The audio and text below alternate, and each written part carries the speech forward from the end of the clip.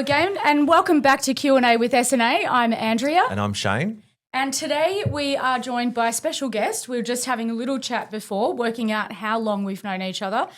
Financial planner and financial educator, Chris Risteski. Welcome today, Chris. Thank you, Andrea. So good to have you here. It's a funny story because you've known Shane for a long time. We're just trying to work out the timing around that, but a good number of years. But we bumped into each other reasonably recently across the road at a community that we're all part of called Equa, which we've talked about before on the podcast. But what an incredible bump into each other opportunity. Yes. When you first walked into Equa, what did you think about it? What was the reason why you joined that community? It was about 10 years ago. I was in France on a workshop seminar. Mm-hmm. And we got taken to this office environment, similar to what Equa was. Yeah, okay. Except it was about 3 to 4 times size bigger. Wow. And it just took me back. Yep. As soon as I walked into Equa, I thought, where's this place been? Yeah. So it was an automatic, for me, Yeah. it was a no-brainer. Yeah, yeah. It's just a nice environment and, it's great. Yeah, exactly. So you were a financial planner. That's how Shane and you were connected originally by a mutual client. Now you're doing something that is pretty close to our heart because we love the idea of what you're doing. It's financial education, right? Yes. So Tell us a little bit about the business, its name, all of the sort of stuff that you might want people to connect with. Okay. So when I sold my business just over 12 months ago, I was sort of taken back and I'm thinking, what am I going to do with my time? And I've sort of reflected back on my years, and financial education has always been part of my life. Mm-hmm. And I thought, well, I love sport. I've played sport. I understand sport. And I thought, well, what a great way if we can give back. Because at some point in time, I always believe that we should start giving back to the community. Mm. And I feel that this financial literacy part, after doing lots of research, speaking to different people, I found that there is a need there. Yeah. The governments have recognised it, not just here, but this is a world issue. Yeah.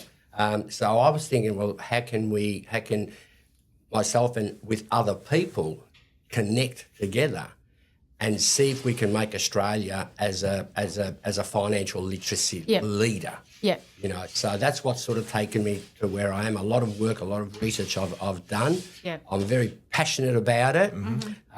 and I'm just hoping we can actually work together with other professional people like yourself to be able to help the wider community. Yeah. So financial literacy, the business is called It's a Game.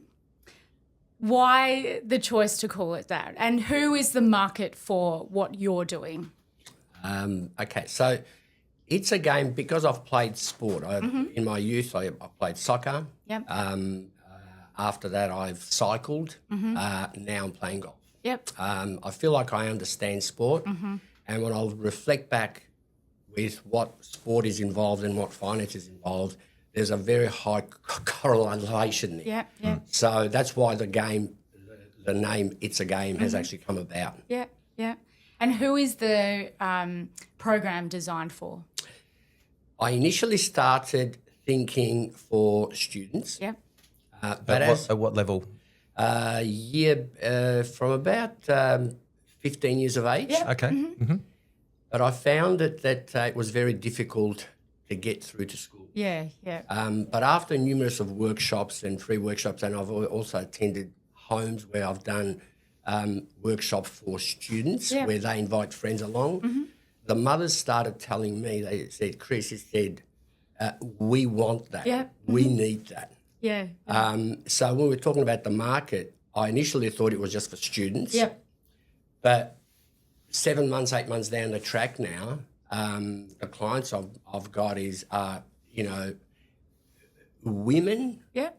between the ages of 40 to 65. Yep. Yeah. Interesting. When I did research, Australia population is 27 million. out of that 27 million, there's 3.5 million women between the ages of 40 to 65. Out of that 3.5 million, which that 3.5 million represents about 13%, out of that, there's only 12% of women that at this present time employ some type of a financial advisor. Yep.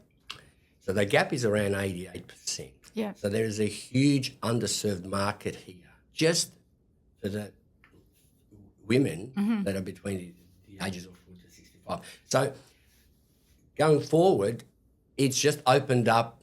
You know, I've got mums and dads now. I've got clients that are high net worth clients. The quote, as we all know, you know, it's not how much you earn, it's what you actually do with it. Yep. So the market is actually opened up, which I'm actually very surprised, but I'm actually really impressed with what's actually happening. Yep.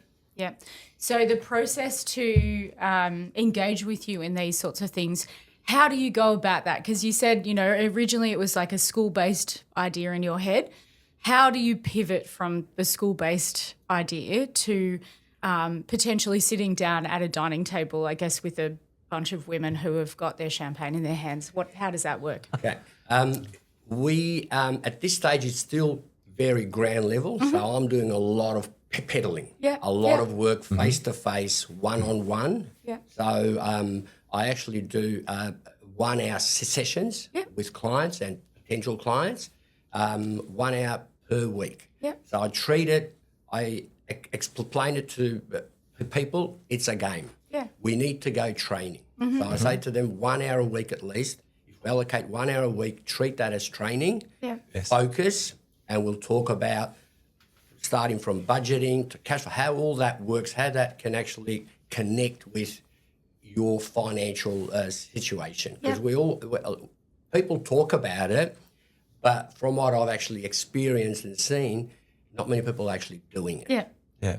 And there's a lot of programs out there in this financial literacy space, but I just feel like, and statistics don't lie. Yeah. Australia, we've actually gone backwards in the financial literacy space. So I feel that we need to approach this in a different way, and I feel that sport connects people, and it's an easier way to connect people and speak with people. It doesn't have to be sport. It can be actors. Yep. The process is the same. You know, we need to learn the basic financial concepts, the skills, like a game. You know, if you learn the skills, the coach doesn't tell the players where to move and when to move. The coach teaches them about thinking, looking at the big picture, positioning themselves. So when we're talking about portfolios, I talk to them about how are you positioning your money, you know, to actually take advantage of the actual markets out there. Yeah. So diversification in regard to, you know, the team has defensive midfield attackers. Your portfolio, does that have protection, conservative, medium and growth? You know, so we explain it in that way and people resonate with that a lot more. I think that's fantastic. I think just you explaining that to me now, it just makes sense. Absolutely makes sense. And you know, Australia's a sport mad society. So bringing sport in as a connection, I just think is a great way to do it. So I've had a big smile on my face when you're explaining it to me, and I'm thinking about football or, you know, whatever sport it may be. The same analogies apply anywhere. And bringing that back to financial advice and financial literacy is just, I think that's incredible. Yeah. It's breaking it down in little bits. There's a lot of repetition going on. So words like repetition, words like diversification, compounding, percentages. We talk about these words, but when we start to ask people, tell me, what does that word mean? And how have you implemented that into your portfolio? They sort of struggle. In terms of, target market now, going from students, younger people, to a different demographic, how much did you have to change your initial thinking about what that program looked like? Oh, that was, we haven't got enough time now, but the last 12 months, I've had to basically flip backwards. Yeah. I've had to be able to do somersaults. I've had to go to different people, different programs. I even went to a program which had nothing to do with what I was doing, but it was called the Career Transition Assistance through Serena Russo. Yeah. Because I was stuck, because I was so focused on pushing to the students that I thought, I'm out. Yeah. I just needed something different, something completely different. And this program was about people looking for a job. Yeah. I wasn't looking. I was looking of how I can actually position what I'm doing, what I'm thinking. So that basically transformed my thinking into this is big. I know where we can go with this. I just need to connect with the right people. So that was the starting point. That really what the people were talking about, I actually reversed it into what I was doing and moved things along. So I'm much clearer now, and I'm able to actually communicate with the wider demographics out there of how this program can help any individual. Yeah. The way you find people who need this sort of stuff, what have you found? Because obviously, we've all been in the business for a long time, and what we did when we started our businesses to try and capture audiences and get people's attention and all of that is pretty different to what it is now. How do you manage that? Because this is not like number one career for you. This is, down the track. How do you reconcile those things that like people are telling you to, get on TikTok, Chris, and do all these fancy things, and you're just sitting there thinking, I don't even know how to start with that. Who's in your mind giving you those ideas? I've got a couple of mentors behind me, where they're helping me in the actual social media space, which I need to be a little bit more advanced and all that. Yeah. So I've got a couple of people that are actually helping me behind the actual scenes of in that space there. Yeah. Have they got you doing TikTok videos yet? I haven't started yet. We're in the process of developing different things, because I'm looking for something different. It's a game. Yeah. I want it to be fun. Yep. Yes. I want to be able to. I don't want it to be formal. Yeah. Because when I was in the advice space, there was a big barrier with having a suit on and things like that. So that's why my dressing outfit is sports. So each time I do workshops, I have a sporting outfit on with my cap. Yeah. Automatically the walls break down. Yeah. So it's like I was just thinking analogy is personal trainer. You're the financial trainer. Yeah. So I do personal training every Thursday. Now I'm not saying this applies to you because I don't enjoy it. But because it's structured every week. Yes. Yeah. And I know it's good for me. Yes. I will do it. In your situation, it'd be more. I'm hoping more fun than it would. No, it would be more fun than me trying to do push-ups or whatever else. But but having that structure and looking like the coach, I think that again, it's a good strategy.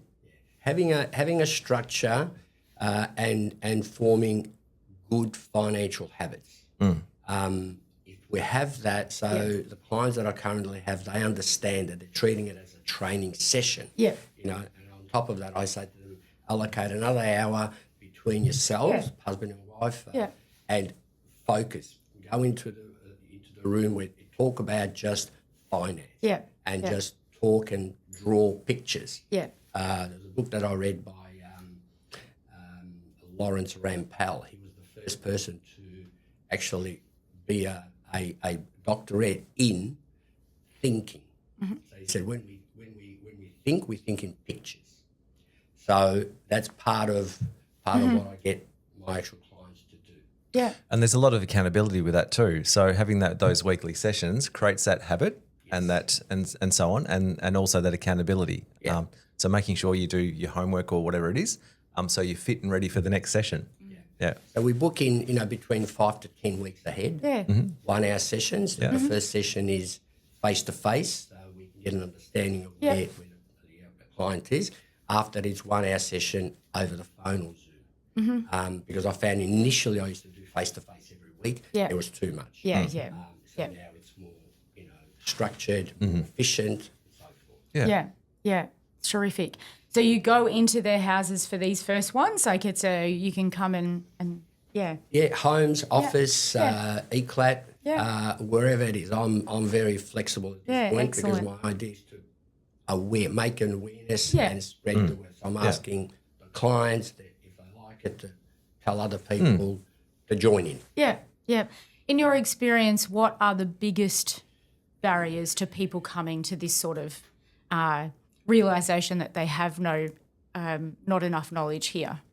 It's fear. Yeah. Fear is the biggest thing. People are afraid to talk about money. With the youth, what I've found the biggest problem there is gambling. Yeah, okay.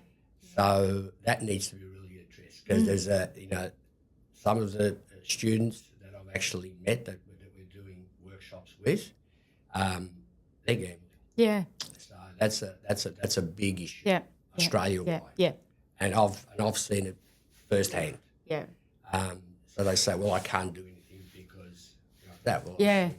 we don't have to worry about that. We can overcome those sort Yeah. of things. Yeah. So, with my programs, we can overcome any sort of issues, hurdles we have if we commit. Yeah. I think you're right with that sort of thing that, we've already worked out. There's good research into the fact that gambling, for instance, particularly with young people, is like an addiction.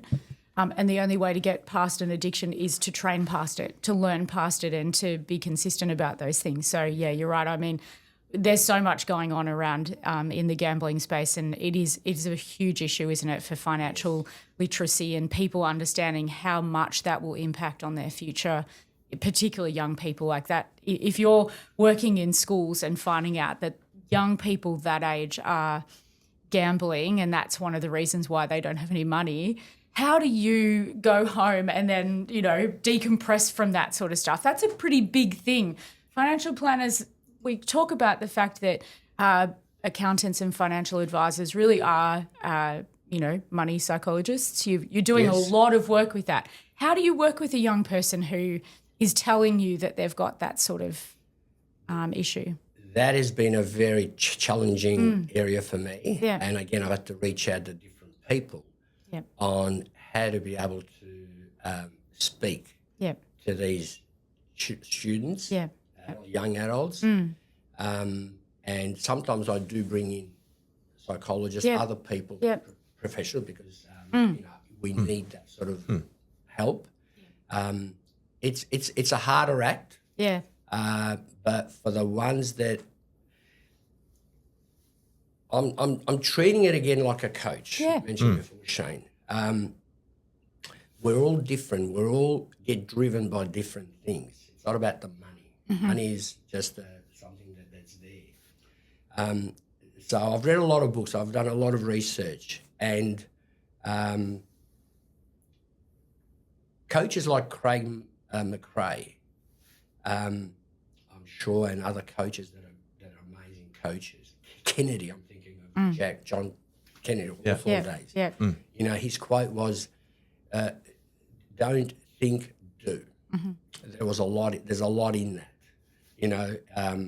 and I'm trying to speak to these young students, adults, of what drives them. Yep. That's the hardest. That's the hardest thing. And once I'm able to find that, identify what drives that person,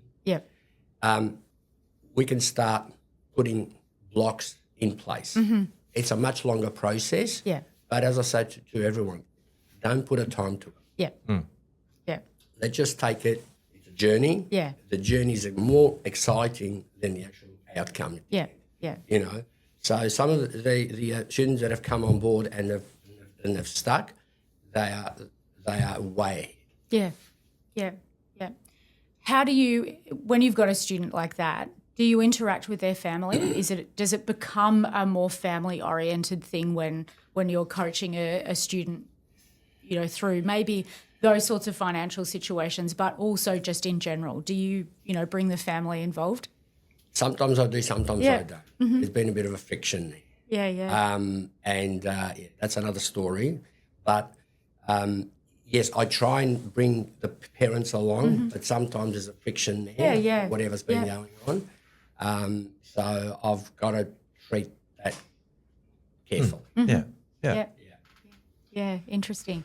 It's the more you talk about these sorts of things, the more understanding around the whole sporting analogy becomes obvious, because it really is that sort of thing. And I think you've said that, you've played sport all your life, so you've obviously had some good coaches along the way and people that have mentored you and coached you through all the different stages of life. Which one, is there a coach in your mind, or is there someone in the back of your mind that you say, that's the person that really influenced what I do? A gentleman called Sir Alex Ferguson. Yes. He was way ahead of his time when he went to Man U. Man U follower. Yeah. Probably not happy with the result. I know that contemporarily the result yesterday. Well, I wasn't happy because I love Ange, what he does. He's amazing. Yes. Being an Aussie, and so I'm a Man U fan, but I was so excited for Ange. For him, There were so many knockers out there. So he's been able to take Tottenham, break the cycle of 17 years or something, and now they're automatically in the actual Champions League. So, how good is that? Yeah.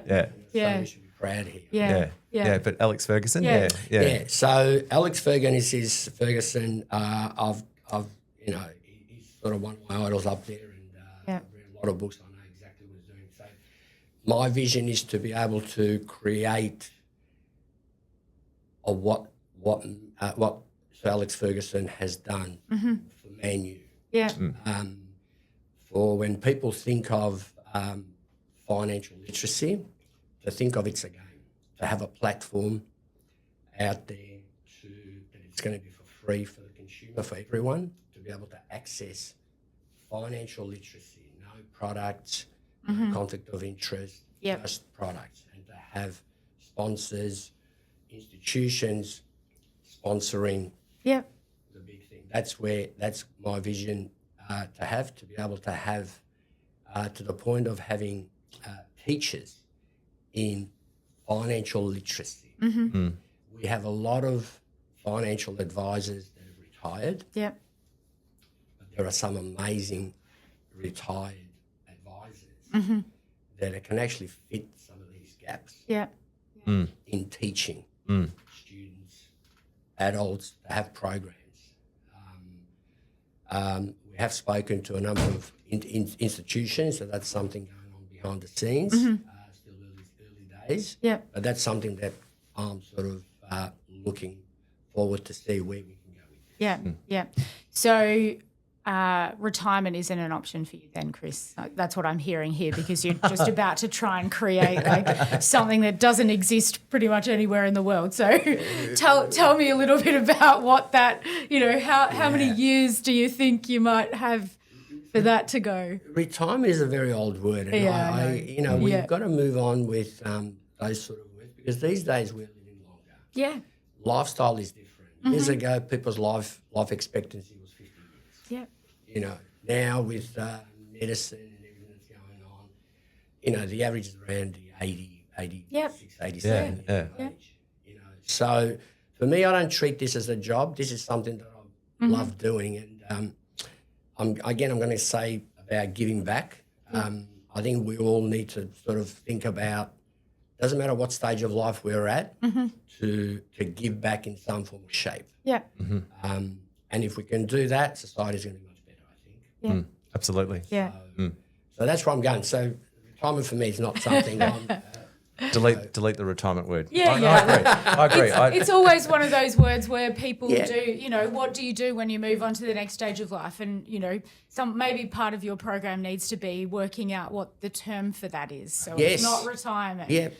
There's something else. And whatever it happens to be, because it is a big deal. Yeah. Like people talk about retirement, it means that I'm all of a sudden I'm old and I don't have much value to add. But you're right, creating a legacy of something while you are alive. Whereas, most people are like, oh, no, I leave my legacy behind with me. Like that's what I do when I die and move on. But you're creating it here. So And also that intellectual capital that that you've got that you can share with others. And I'm with you on that 100%. I think that we need to give back. In the career has been good for you, and like me, it's been good for me. And we're not at the end, nowhere near it. But there is, I think, not an obligation, but I think we should be giving back and helping those that need the help. Yeah, I mean, when I used to cycle, I used to do quite a bit of cycling. I always used to raise money, and Peter Mac is the area in institution that I always used to ask my clients and friends to donate whatever you can. I just feel that there's a bigger need out there, that we're fortunate. We are the way we are, so I think whatever area that people are sort of passionate about, for me is Peter Mac. So I sort of always try and contribute in some form or shape. I think legacy is a really important conversation even when you're talking to young people. We've talked about, as part of Aintree Group, about talking to people about their legacy and what they do. And most people, young people, like we talk to our kids about it, and you say, what would you like us to be doing later on down the track? There's huge conversations at the moment around generational wealth transfer, because that's the big, buzz thing that's going on, that we've got all the baby boomers who are going, obviously, to be going off not retirement, do the next phase of their life. And then the wealth transfer to the younger people. And they're in a situation a lot of the time where their mum and dad have been the ones who have been connected with the advisor, so like you or Shane, so mum and dad manage all of that. The kids are just sort of sitting there in the background. The wealth is being created because mum and dad have a really good financial advisor or thing. How do you start talking to the kids about that when you're meeting with them? Do you talk to them about what do you think mum and dad might do in the future, or what will you do if there's money there that mum and dad give you? Do you talk through those things with them? Yes, I tell them the story with my kids. I've got 3 kids. I'm very fortunate. They're all on their own now. Yeah. They're all flying on their own. But we used to do financial hours. We were doing this from about 15 years ago. So I talked to the parents about create a habit, financial habit, for the family to sit down once a week, 1 hour, and just talk about finance. Just talk. Doesn't matter. There's no right or wrong. Just start having that conversation with the family. And the clients that have done it, they're actually much better off. But a lot of families are afraid because they haven't been taught. Financial literacy is something that we're not taught at school. So if you're fortunate enough to have one of your parents in finance in some form or shape, they're fortunate, but a lot of them haven't been. So I do talk about that, and the earlier we start that conversation, the better everyone will be. And there's going to be less pressure on the actual government. Because the pie is getting so much smaller now. The population is growing. At the safety net that we have, there's not much there. It's thin. It's getting very thin. So my aim with these sort of programs is to help assist individuals in trying to look after their affairs, to become financially freedom without having to rely on that safety net. Super important conversations. It must be hard to, when you're talking with a young family or even, older women, as you said, that demographic surprised you, that there's the older women who don't have any financial literacy, probably for the same reason, because maybe they've been married for a long time. Their husband's been the one who has engaged with the advisors, or he may have a really strong interest in, share market or whatever the case may be. How do you start a conversation with a woman who is probably well educated, has brought up a family of her own? Where do you start with those things? What do you say to them? Because you don't want to say, look, we'll start from the beginning of, how do you open up a savings account, etc. Where do you start with that demographic? My demographic. Where would you start with me, Chris? Yeah. It's a conversation that I start. One of the examples I give people is we have 24 hours in a day, and 8 hours we sleep on average. Hopefully. 8 hours, yeah. I'm pretty sure the demographic you're talking about do not sleep that much. No. I'm just giving average here. Yeah. 8 hours people work. Yep. And what do we do with the other 8 hours? So we have the conversation about, what do they want? What do they want? What are they looking for? Because we're living in such a busy environment. And there's so many things going on in our lives. Yeah. And we sometimes just get stuck in that busy. But what are we actually doing? It takes a bit of time. This is patience. Patience comes to play here because it doesn't happen overnight. Some of the conversations I've had with clients, it's taken 4 to 5 weeks. To be able to get a sort of an understanding clear of, okay, I can see what's happening. You know what I mean? And then slowly we sort of try to talk about, okay, what is it that we're looking for? What do we want? Money's important, but what else is there? And we got to find each individual is different. They all got different things that they're turned on by. I'm not sure whether I can answer it, clearly as I'd like to, but we go through a process of trying to find themselves. To break that down 8 hours and say, okay, put some time for you. And health has got a lot to actually do with it as well. So health and mindness, that's very important. That's why I have actually taken up golf a couple of mornings a week. That clears my head, mindset and all that. So I sort of we sort of have that conversation with everyone to see some sort of path, if that makes sense. You know what I mean? And slowly, once they sort of see that, they can see clearly. I need to allocate some time for me. Because 8 hours every day, we don't realise that we've got 8 hours of we can do what we want. Our brain, if you don't push it, it's not going to do anything. But we can learn things. There's another book I read about creating new brain cells. We can learn anything we want if we want to. So it's not too late. It's never too late. It's never too late. Our brain is like a magnet, like a card. It's flexible. I use videos to explain to people different ideas, different ways. We can learn everything. It's a matter of just training and how bad you want certain things. I give examples of different professional people of how they do things. And it's just a process. It's not a fixed overnight sort of thing. But if we do it repeatedly every week, things just start to fall into place. Learning new skill, going training, just keep on practicing, keep on the same drill over and over and over. Eventually, things are going to fall into place. And it creates habits. So it creates habits. Yeah, absolutely. So if we can learn, 10 to 12 different financial habits in a year, that is amazing. And then to say, well, okay, I can do a lot more now.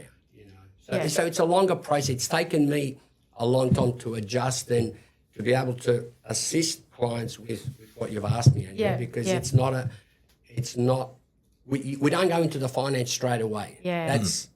Let's get an understanding of the game first. Let's understand of where things fit, because there's a lot of financial skills here, concepts that come to to play. Yeah. You know, from liquid to diversification, you know, percentages, interest rates, credit, all of those sort of things. They're all skills. Yeah. And how can we, because they all entwine, and how can we apply those into our financial situation? Yeah.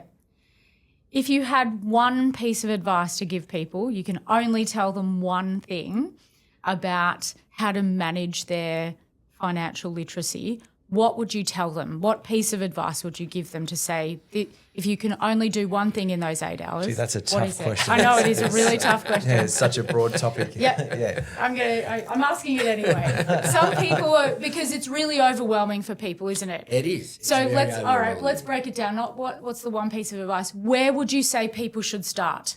If you were if people are thinking, I want to work on my financial literacy, where do you tell them to start? Writing things down instead of just talking about it, it's huge. Yep. Budgeting, to start with a very simple spreadsheet, not these ones that, you know, that are all full of automated and you can which do are it. overwhelming. People won't do it because oh, no, that's too hard. So I've gone away from that. I've just given them a simple budget spreadsheet with the formulas are already in there. So I just say to them, every week you just write down everything that you spend. Just start writing things down. Yeah. Numbers don't lie. And eventually over time, clients have come back to me and have said, Chris, I said, we can't believe. Yeah. They're just by writing things down, they've already identified percentage of money where it's going, whether it's in the fixed areas or variable expenses.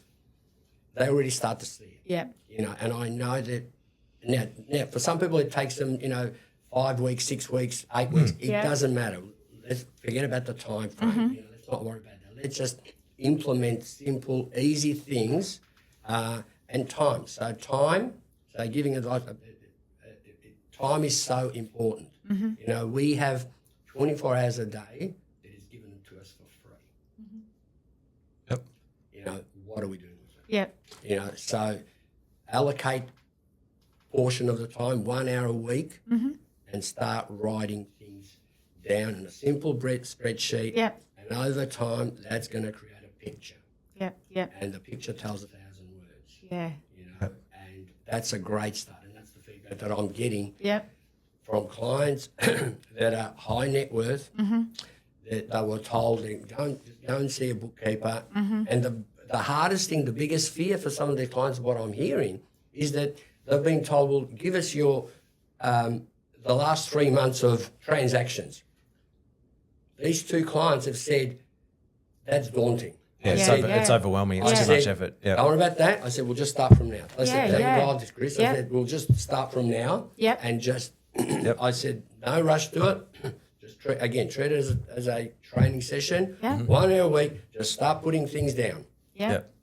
And eventually, things are just... Yeah. And in between all that, as I said, I give them a number of videos, different tools for them to actually learn, to see why that is important related to budgeting and so forth. Yeah. And slowly things just open up. Yeah, it's so simple but so effective. Yeah.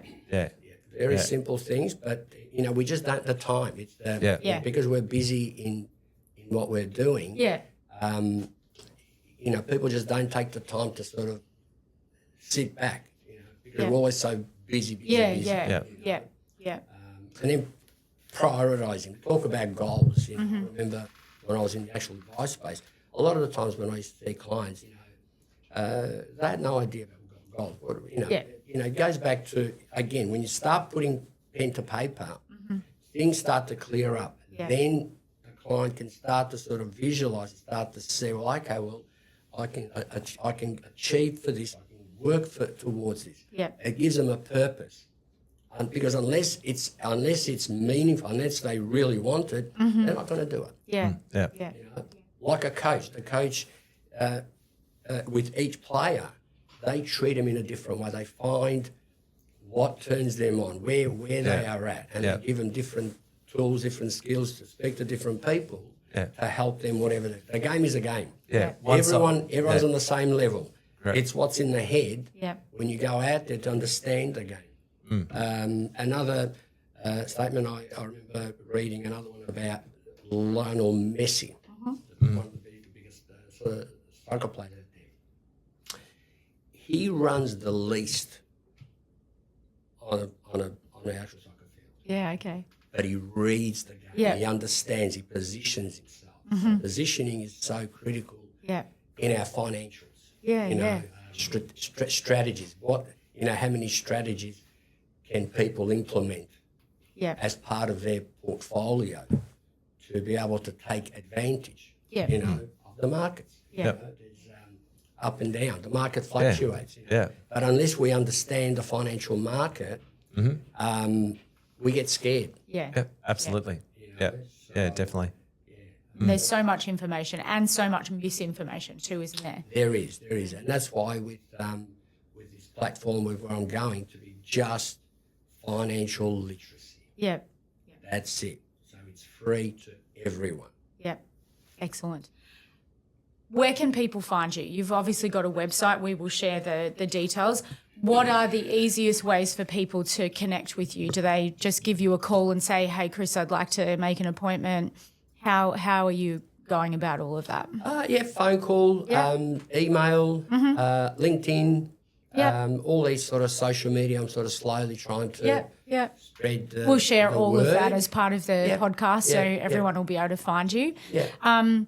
You said that it's free.